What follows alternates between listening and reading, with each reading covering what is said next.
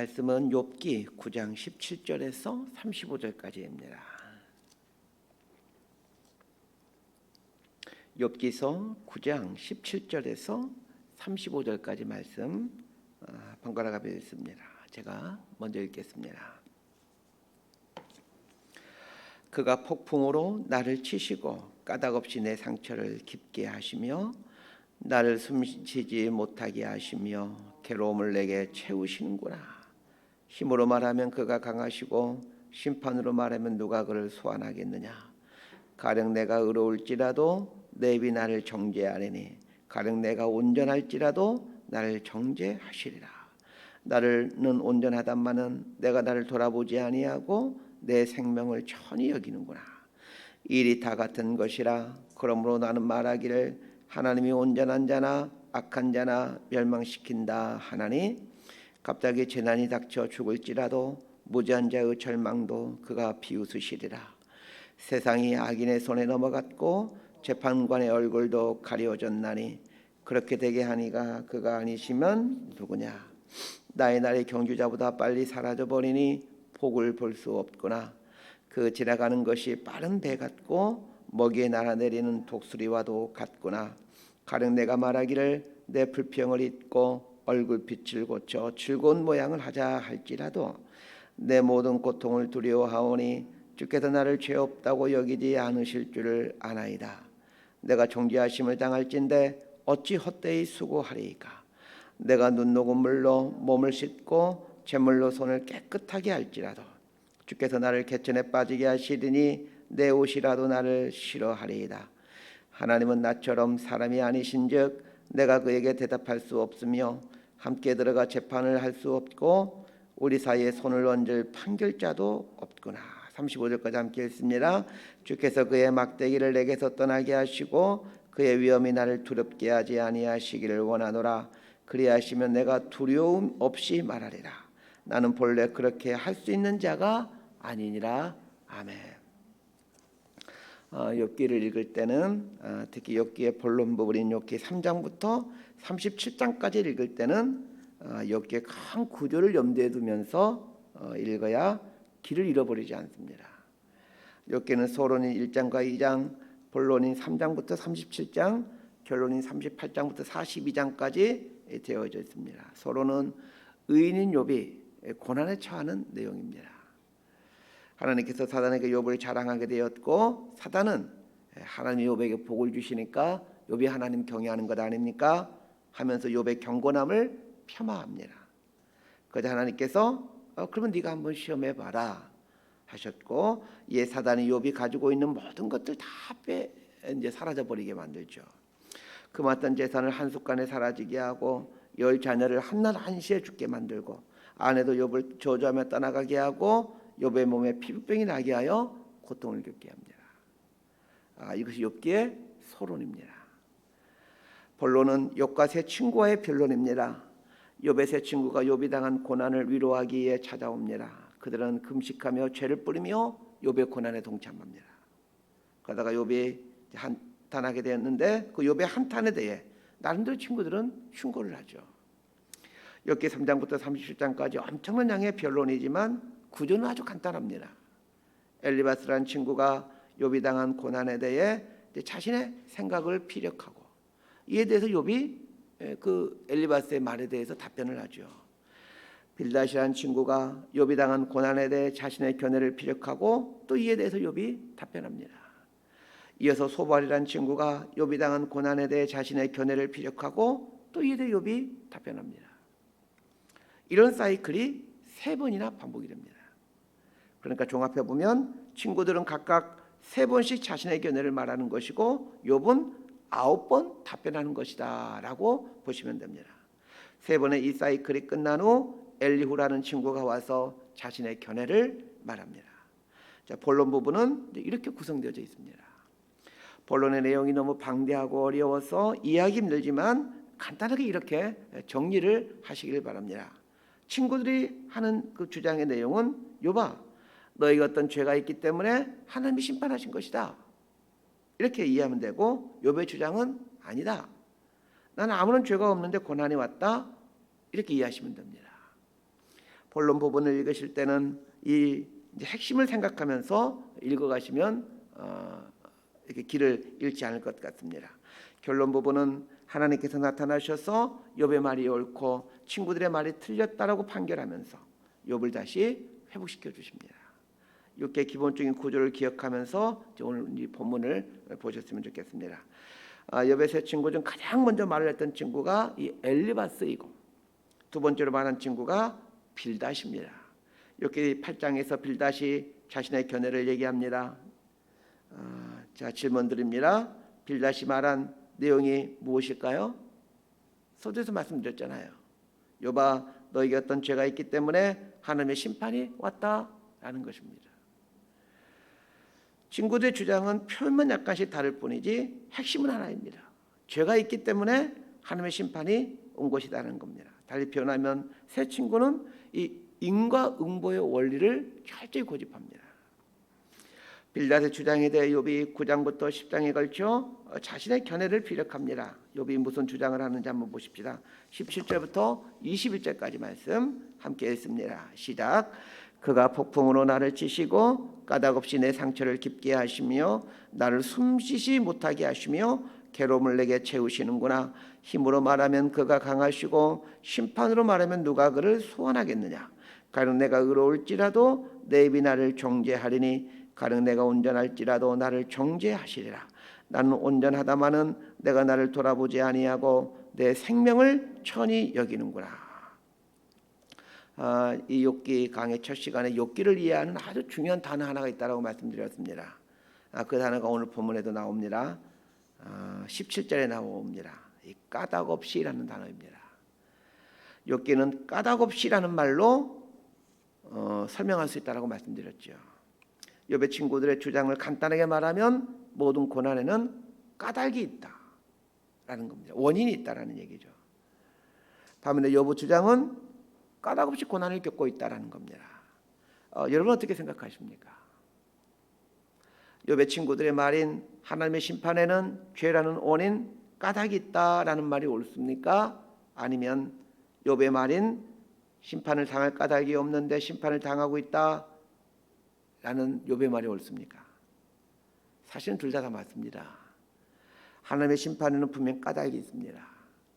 대체적으로 죄가 원인이 되어 심판이라는 결과를 만들어냅니다. 이것이 하나님의 일반적인 법칙입니다. 그러나 욥의 말도 옳습니다. 흔하진 않지만 죄가 없는데도 하나님의 심판으로 여겨지는 것들이 있을 수 있습니다. 창세기에 나오는 요셉의 경우가 대표적입니다. 아버지의 극진한 사랑을 받던 요셉이 형들에 의해 애굽의 종으로 팔려가게 됩니다. 인간적인 눈으로 보면 부잣집 도련님에서 종으로 팔려가게 되었으니 심판처럼 여겨집니다. 그런데 요셉의 이 심판을 받게 되는 원인에 어떤 죄가 있는 게 아닙니다. 종으로 팔려갈 만한 죄를 짓지 않았음에도 요셉은 종으로 팔려가는 고난을 겪게 됩니다. 이런 일이 흔하지는 않지만 일어날 수 있습니다. 그러나 전반적으로는 욥의 친구들의 말처럼 모든 심판에는 죄라는 원인이 있는 게 일반적입니다. 그래서 우리가 어떤 고난을 당할 때면 이것이 하나님의 심판 아닐까 하는 생각을 하면서 혹시 내가 어떤 죄를 지은 건 아닐까 하는 생각을 하며 자신을 돌아보는 습관을 기르셔야 됩니다.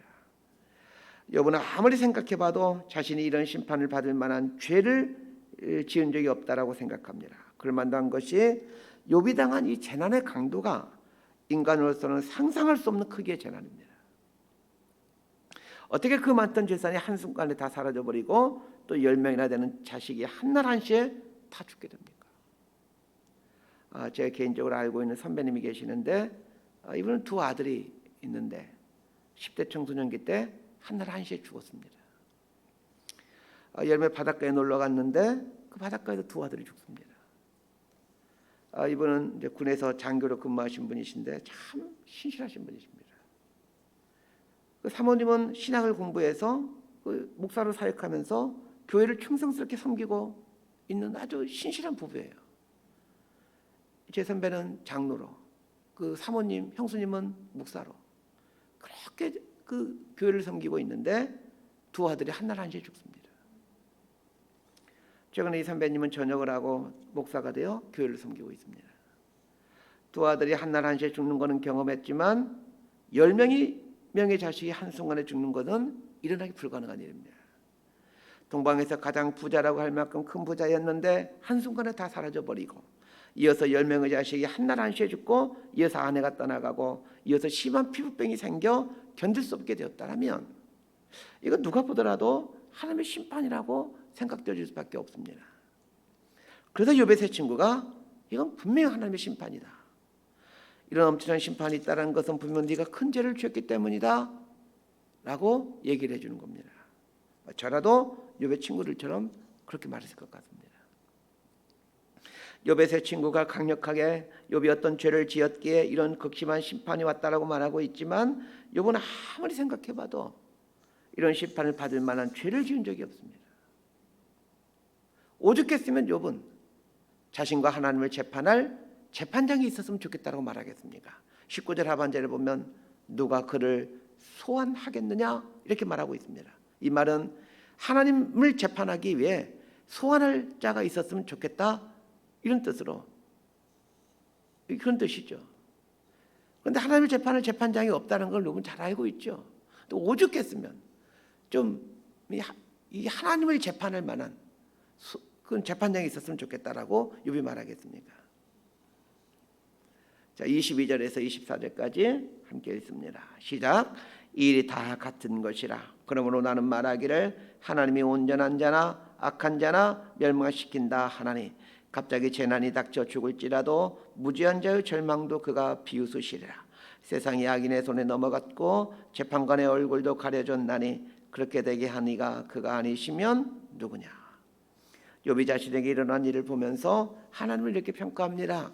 22절 하반절을 보면 온전한 자나 악한 자나 멸망시킨다. 하나님은 악한 자만 멸망시키는 분이 아니라 온전한 자도 멸망시키는 분이구나, 이렇게 욥이 진단을 합니다. 그러면서 23절에서는 하나님을 향해 무지한 자가 멸망당한 것을 보면서 비웃으시고 있다, 이렇게 말을 합니다. 얼핏 보면 하나님에 대해 조롱을 하는 것처럼 보여집니다. 그만큼 욥은 자신에게 일어난 일이 도저히 이해가 되지 않는 겁니다. 그렇습니다.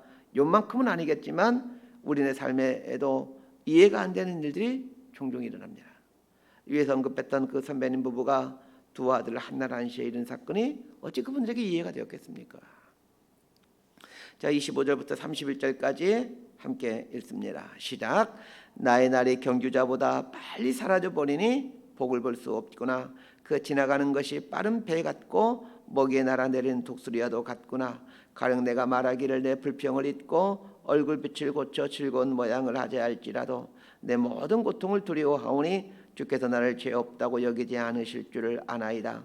내가 정죄하심을 당할진대 어찌 헛되이 수고하리이까. 내가 눈 녹은 물로 몸을 씻고 잿물로 손을 깨끗하게 할지라도 주께서 나를 개천에 빠지게 하시리니 내 옷이라도 나를 싫어하리이다. 자, 25절 말씀을 봅시다. 나의 날이 경주자보다 빨리 사라져버리니 복을 볼 수 없구나. 욥은 자신이 당한 고난이 애매한 고난, 까닭없는 고난이라는 걸 확신하고 있습니다. 그렇다면 분명 하나님께서 회복시켜 가실 것인데, 그런데 회복되려면 시간이 필요한데 욥에게는 시간이 남아있지 않다는 것입니다. 무슨 말이냐면 예전처럼 많은 부유함을 회복하려면 적잖은 시간이 필요하죠.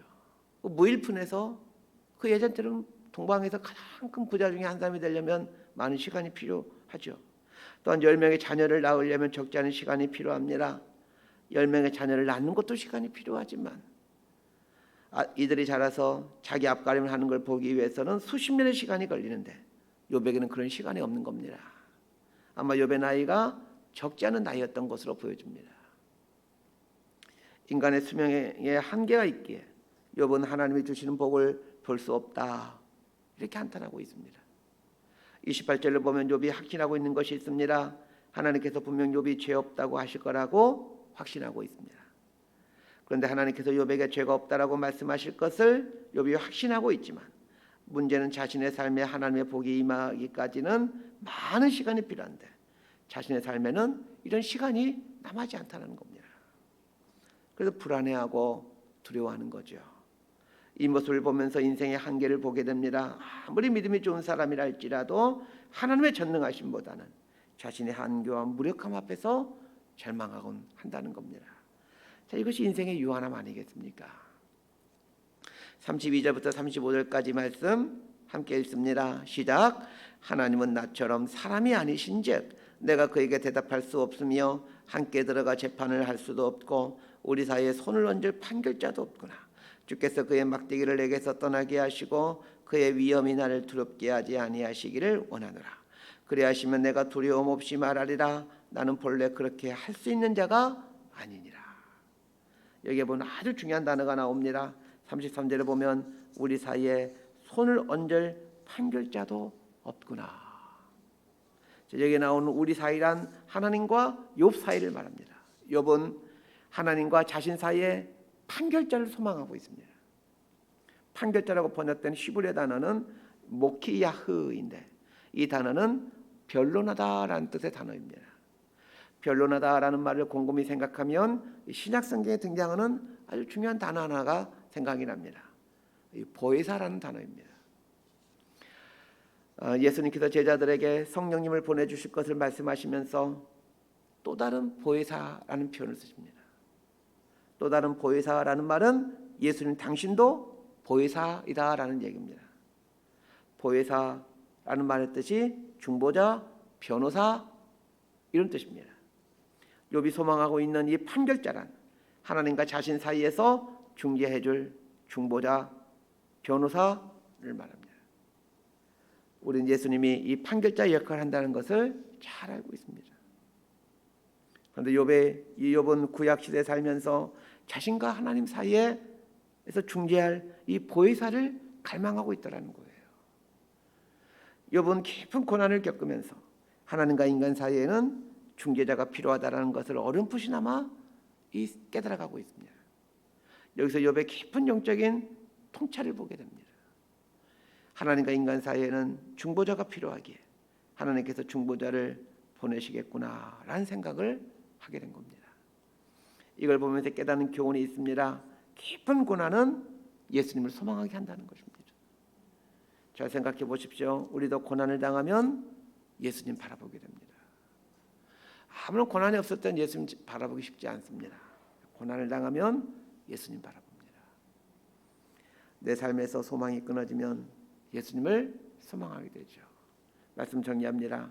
이 땅에 있는 모든 일들은 하나님의 섭리 안에서 일어난 일들입니다.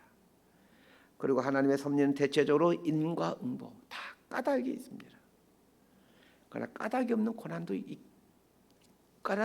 고난도 가끔은 일어납니다. 오늘 본문을 통해 한 가지만 기억했으면 합니다. 욥이 해석되지 않는 고난의 상황에서 중보자이신 또 중개자이신 예수님을 소망하고 있듯이 고난은 예수님을 소망하게 한다는 것입니다. 그래서 우리 삶에 고난이 오거든, 그래서 삶에서 모든 소망이 사라지거든 이 예수님을 소망할 수 있게 되길 바랍니다.